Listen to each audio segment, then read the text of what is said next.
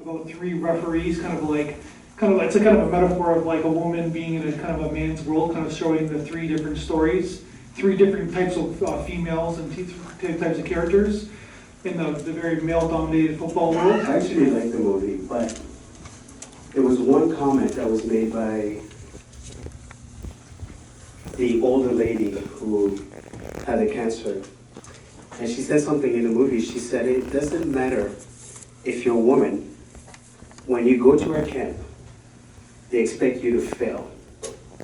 And that sort of resonated with me because it doesn't matter if you're a trailblazer, regardless if you're trying to do something because of the color of your skin, your religion, your gender. When you're starting and you want to be on equal footing as anybody else, the first thing they'll do is, oh, he's different, she's different, let's see where they fail. And that was the one thing she said in that entire movie that really, I went, yeah, it's sad, but it's true. And in 2020, we still have to live with something similar like that. At first, when they started off the movie, they started talking about football, and one of the quotes they said, football is the ultimate sport, so they kind of lost me there. But then when she was talking about how she was sick with cancer, and she didn't really care for it initially for the sort of the job.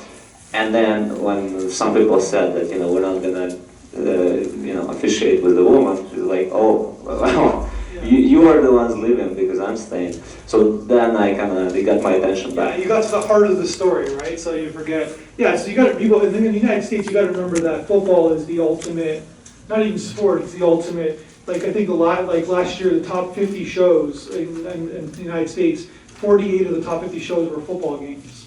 Like that's how popular that sport is. So like, and it's obviously a very male sport. So these women kind of like trailblazing, like, and they even said like in the States, it's like football is more popular than basketball, baseball, and hockey combined, right? So yeah.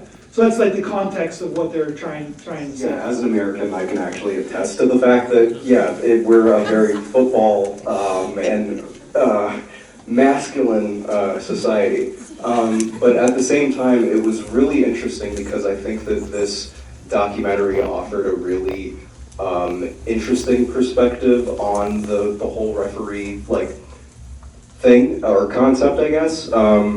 Because it's a very male-driven sport, and I think that the whole again, the culture is just it's situated around the fact that this is just a male thing, and so it was really eye-opening to see that there are women out there who are actually trailblazing and doing things that are traditionally considered masculine. So very interesting perspective on that. Yeah, it's the metaphor for kind of like the trailblazer. It's a common word that was used in this moderation aspect. I just sort of thought it was really interesting as someone who plays sports, and you never really look into the eye of the actual referee. So I thought it was sort of an interesting point of view because you really see that they actually put in a lot of hard work, and that their hard work kind of goes unnoticed, which is sort of the whole premises, especially as a woman reffing, then that sort of just makes a big difference and sort of very eye-opening in that sort of extent. Yeah, because we only notice the referees when they make a mistake, right? So it's like we're giving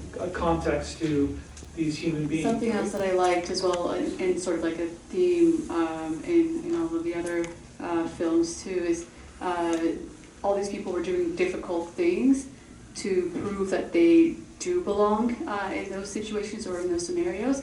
And I mean, they can easily decide not to do those things because they're difficult, but they're doing them in spite of them being difficult things to do. So, like losing a loved one and then going to work, or the next day, like battling cancer, it's pretty inspiring. If for people to get up and start doing something, right? So I think this was the only one of the four that had a narrator. And the narrator definitely gave something to the film that would have been lacking if she wasn't there.